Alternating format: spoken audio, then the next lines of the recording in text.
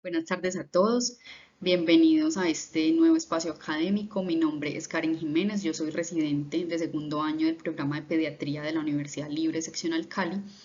y hoy vamos a hablar de un tema relacionado con la infección de tejidos blandos, en la cual la sospecha clínica y la oportunidad en su diagnóstico van a marcar una gran diferencia en los resultados de nuestros pacientes. De allí pues la importancia de que recordemos algunos aspectos muy puntuales del tema.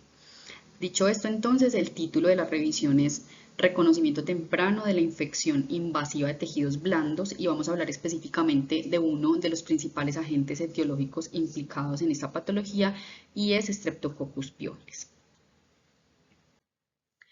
Bueno, quise empezar la presentación con estas imágenes que sé que para todos son fuertes y que tal vez nos parezca imposible que pasen, pero pasan en la vida real. La infección invasiva de tejidos blandos es una catástrofe para el paciente, para su calidad de vida, para su familia, así que es muy importante su reconocimiento temprano. La idea es que cada vez nos sensibilicemos un poco más con el tema, que recordemos unos conceptos grandes y que por lo menos lo tengamos en mente como parte de los diagnósticos diferenciales cuando abordemos un paciente con infección de tejidos blandos. Las infecciones de tejidos blandos en general van a constituir una de las tres principales causas de consulta a nivel mundial y ocupa el tercer lugar en orden de frecuencia, únicamente precedido por las infecciones respiratorias y por las infecciones del tracto urinario. Estas infecciones van a englobar todo un grupo de condiciones patológicas que pueden comprometer no solamente la piel, sino también fascia y músculo. Y de allí, pues me voy a adelantar un poco a la siguiente diapositiva. Encontramos una de las principales de las formas de hacer la clasificación de las infecciones de tejidos blandos y es por su profundidad. Entonces, según la estructura comprometida, podemos encontrar una celulitis, una fascitis y una miositis, que las tres hacen parte pues, de esta condición de infección invasiva de tejidos blandos. Después de la clasificación en términos de profundidad y de extensión, otra forma en la cual podemos clasificar las infecciones de tejidos blandos van a ser según su espectro microbiológico o agente etiológico implicado. Hay tres tipos en las cuales se clasifica. La tipo 1 es la forma de presentación más frecuente, hasta un 70-80% de los casos corresponde a una etiología polimicrobiana. Aquí vamos a encontrar gérmenes aerobios y anaerobios. Y la tipo 2, que es la que nos vamos a revisar el día de hoy, es la estreptocóxica, de etiología estreptocóxica, y la cual es más agresiva y tiene una mayor mortalidad. ¿Qué conocemos en términos de epidemiología de estas infecciones? Pues dado su gran impacto clínico, en España, por ejemplo, existe un programa, el programa SPIGAS, que es un programa de vigilancia de infecciones invasoras por Streptococcus pyogenes y de allí sus siglas en inglés. Este programa existe desde 1994, es dirigido por el Centro Nacional de Microbiología de este país y su objetivo, como su nombre lo dice, es hacer un seguimiento de esos casos reportados y de esta manera caracterizan esa población afectada. Las formas de entrada, las formas de presentación clínica, los desenlaces adversos, entre otros. Y toda esta información, por ejemplo, fue utilizada por los autores de esta publicación que se realizó en el año 2021, quienes tomaron una muestra de 1893 aislamientos reportados durante un periodo de tiempo entre el 2007 y el 2019, y lo que hicieron fue analizar esos datos en términos de microbiología, de aspectos epidemiológicos y aspectos clínicos, y toda esa información pues la tomaron de este programa SPIGAS. ¿Y qué encontraron? Entonces, en esta gráfica vemos como en el eje de las X están distribuidos por grupos etarios y en el eje de las Y están distribuidos los números de aislamientos. Vemos como en los extremos de la vida, siendo menores de 15 años y los mayores de 75 años, los grupos poblacionales más afectados por estas infecciones graves por Streptococcus pyogenes, y de la misma manera vemos que en esa misma distribución la diferencia por hombres y mujeres es mínima, siendo acá la barra representada en color rojo las mujeres y el color negro de la barra representando los hombres. Vemos como la distribución pues tiene una mínima diferencia, siendo muy similar para ambos.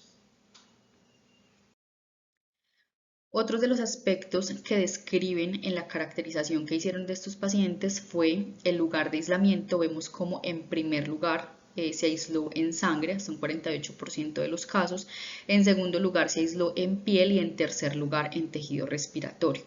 De estos aislamientos, las formas de presentación clínica fueron múltiples y si bien el choque tóxico o la fascitis necrosante no ocupan el mayor porcentaje de los casos, tampoco son valores despreciables si tenemos en cuenta la gravedad de estos cuando se presentan. En el 80% de los casos no se logró encontrar como un factor predisponente, sin embargo, mencionan como puntos importantes o antecedentes importantes las heridas, las cirugías previas como factores que pueden predisponer o pueden ser la puerta de entrada de este patógeno.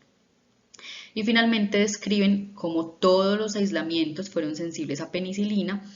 y siendo su perfil de resistencia principalmente a tetraciclinas en un 11% de los casos, a eritromicina y a clindamicina.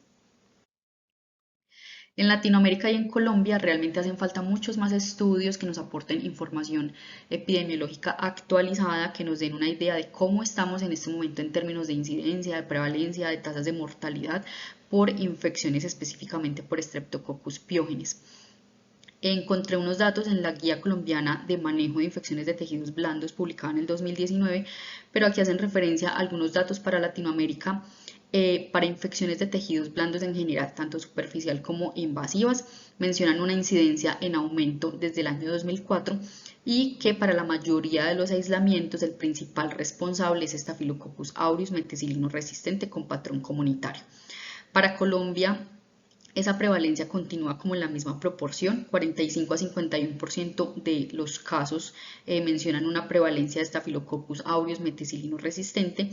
y hacen mención a un registro multicéntrico que se hizo en el país, en la cual participaron 11 instituciones con pacientes hospitalizados con diagnóstico de infección de tejidos blandos entre el 2009 y el 2016. En total se hizo seguimiento de 1.134 casos.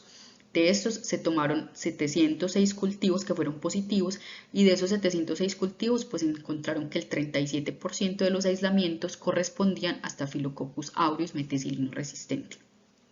Pero como mencioné anteriormente, específicamente para Streptococcus pyogenes pues nos hacen falta muchos más estudios que nos aporten esta información epidemiológica. Este es un trabajo de grado publicado por el Departamento de Cirugía Pediátrica en la Universidad Nacional, publicado el año pasado, en el cual hicieron un estudio descriptivo titulado Infecciones necrosantes de tejidos blandos en niños, experiencia en un hospital pediátrica.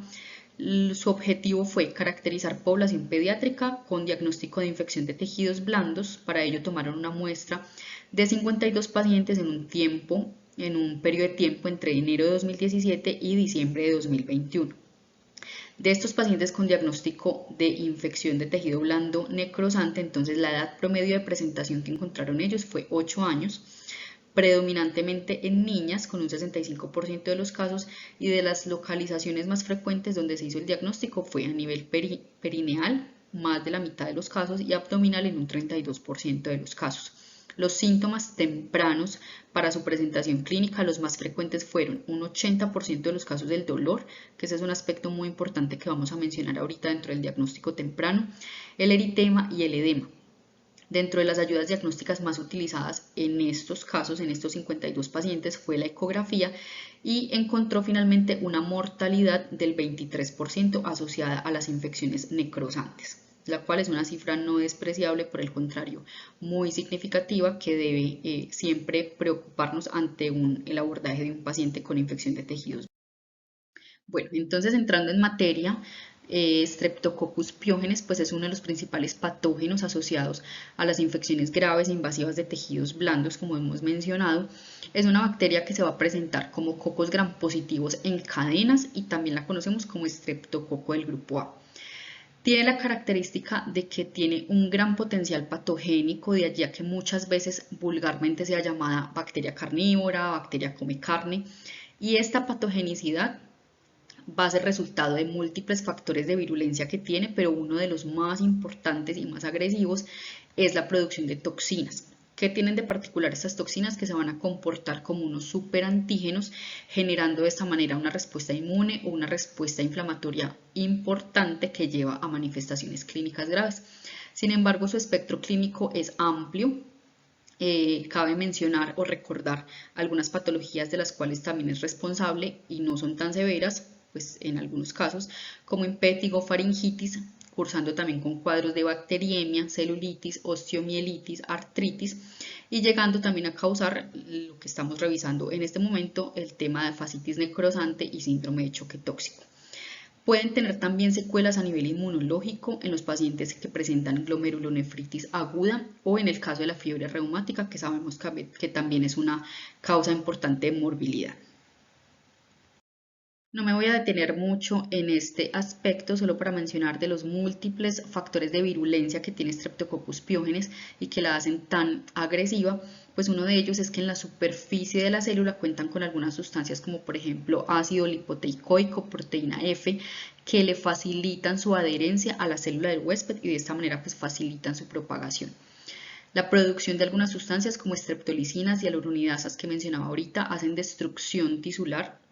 en el huésped y facilitan su propagación. Tienen también en su cápsula o en su superficie externa unas proteínas, unas peptidasas, una proteína M que le confieren como una protección frente al sistema inmune del huésped y en particular esta proteína M es como uno de los principales responsables de la virulencia ya que inhibe la fagocitosis por parte de las células inmunitarias del huésped. En cuanto a los factores de riesgo, esto es uno de los puntos importantes o de los conceptos que espero que se lleven de la revisión y es que para el caso de los adultos, cuando se presenta una infección grave por Streptococcus pyogenes, muchos pueden estar asociados a otras condiciones de inmunosupresión o de morbilidad, como por ejemplo para pacientes diabéticos, en caso de inmunosupresión, sea por alguna patología, por algún medicamento, enfermedad renal crónica, obesidad, enfermedad vascular, infecciones por herpes, pero para el caso específico de la población pediátrica no requieren o no es necesario que esté presente ningún estado de inmunosupresión o una enfermedad sistémica de base. Entonces, tal vez muchas veces tenemos la idea de que estas infecciones tan agresivas solamente se van a presentar en niños que tengan alguna vulnerabilidad por algún estado fisiopatológico de base. Evidentemente, estos pacientes sí van a tener un mayor riesgo, pero el paciente sano también está expuesto a este tipo de infecciones. Otro de los factores de riesgo asociados, entonces en niños podemos identificar pacientes que hayan tenido una infección previa por faringoamigdalitis, pacientes con traumas, con heridas, porque como vimos al inicio de la revisión, pues son uno de los factores o las puertas de entrada al microorganismo. Se ha asociado también a complicaciones de varicelas o antecedentes quirúrgicos, pues por esa misma puertas de entrada que se pueden ocasionar. En cuanto a la presentación clínica, entonces podemos agrupar estos pacientes como en dos categorías o en dos cuadros clínicos que son la fascitis necrosante y el síndrome de choque tóxico. Estos pacientes pueden presentarse inicialmente solamente con un área de inflamación o un área de eritema que puede tal vez al principio simplemente hacernos pensar en un compromiso de tejido superficial. Sin embargo, en estas etapas más tempranas hay un síntoma que es muy característico y que debe llamarnos la atención o que debemos valorar de una manera muy juiciosa y lo más objetivamente posible, y es el dolor. El dolor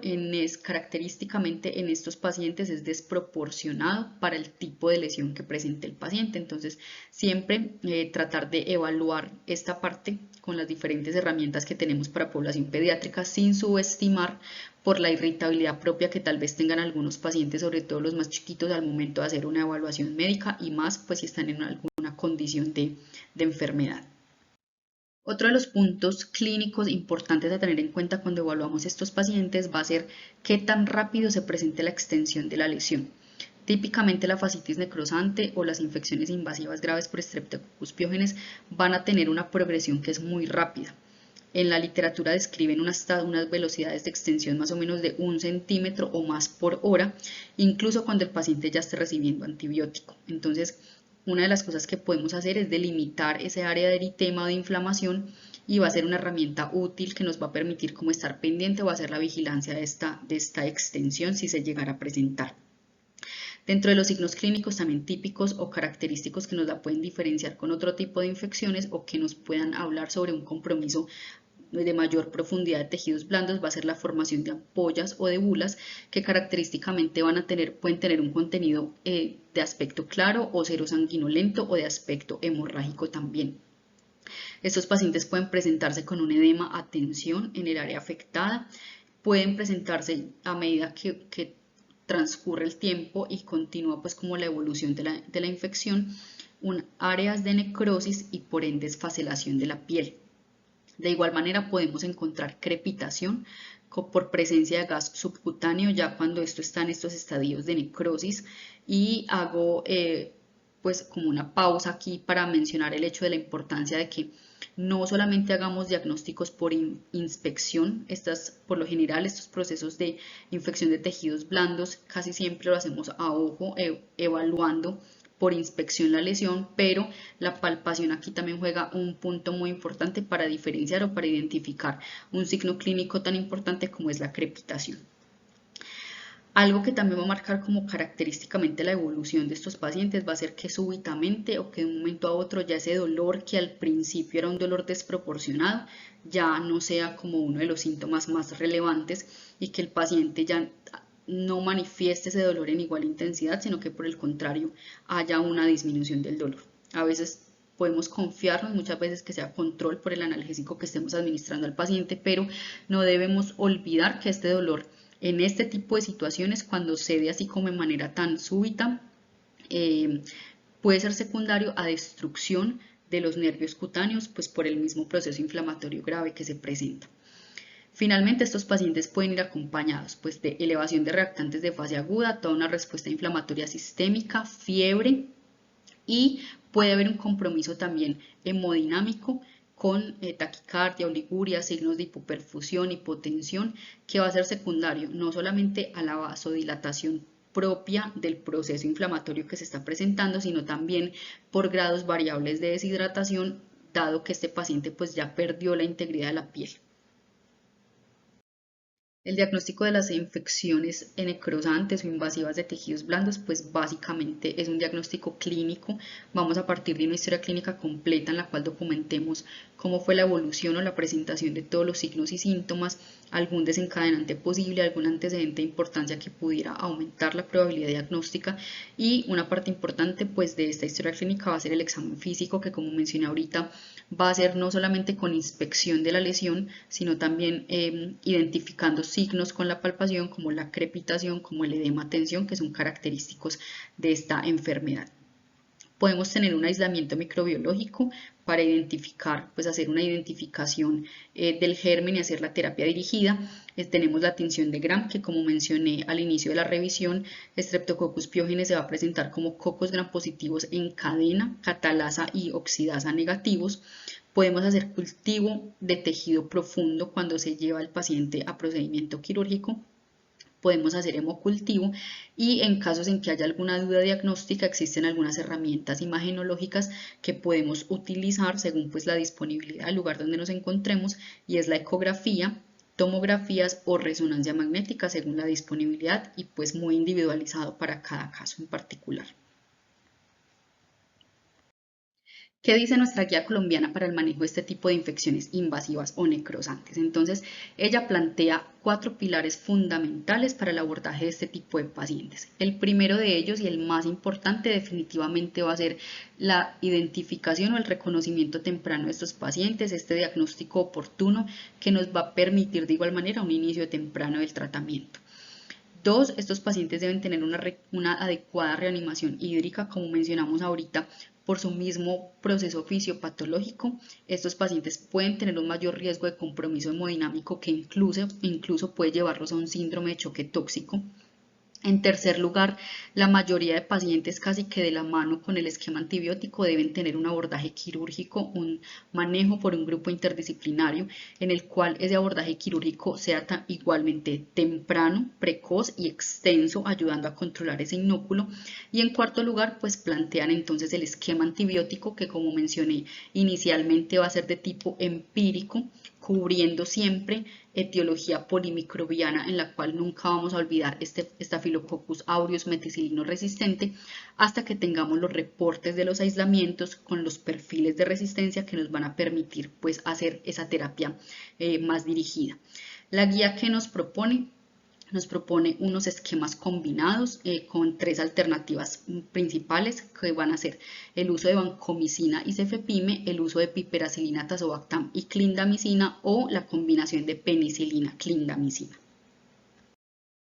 Respecto al pronóstico de las infecciones invasivas por Streptococcus pyogenes, cabe mencionar que a escala mundial la infección por Streptococcus pyogenes es la novena causa de mortalidad por una causa infecciosa. Tienen un mal pronóstico en los extremos de vida, población pediátrica, adultos mayores, que como vimos al inicio de la revisión, pues son como las dos poblaciones o los dos grupos etarios en los que más prevalecen este tipo de infecciones. Tiene una alta mortalidad que puede llegar a ser incluso hasta el 25 hasta el 35%, y cuando se asocia la presentación de fascitis necrosante con un síndrome de choque tóxico, esa mortalidad puede llegar a ser tan alta como el 60%. Y ya para concluir, entonces, recordar que la infección de tejidos blandos invasiva hace parte de los 3 primeros motivos de consulta por una causa infecciosa, no solamente a nivel local, sino a nivel mundial, que afortunadamente no es una infección que se presente de manera frecuente, pero que en el momento en el que se presenta genera una alta morbimortalidad a nuestros pacientes, que genera un impacto importante en calidad de vida, un impacto importante en pronóstico funcional y vital, que genera una carga importante de enfermedad y de costos al sistema de salud, y recordar siempre que debemos tenerla como uno de los diagnósticos diferenciales en las infecciones de tejidos blandos por ser una entidad que es potencialmente mortal y en la cual el pronóstico del paciente va a depender en gran medida de ese reconocimiento temprano que hagamos de la entidad y del tratamiento precoz que hagamos para mejorar la supervivencia de estos pacientes. Espero entonces que esta revisión sea de utilidad para recordar estos aspectos importantes de las infecciones invasivas por Streptococcus pyogenes. Muchas gracias por su atención.